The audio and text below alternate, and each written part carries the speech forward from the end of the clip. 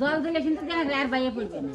ছোট একটা বাটি কি ছোট এতটুকু স্টিলের বাটি দিয়ে এতে দোয়েল কত হবে? অল্প অল্প সবার দেবে না দাও দিদি সিঁদুর করবে তো আসতে বললে তো শুভচাঁদি পুজো করে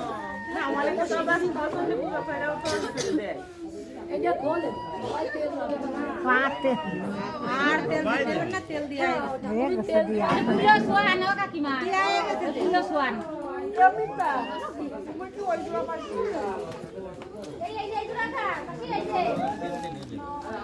আমি সব আমার জন্য নিয়ে আয়, ওই দা বুঝলো লালটা নিয়ে আয়।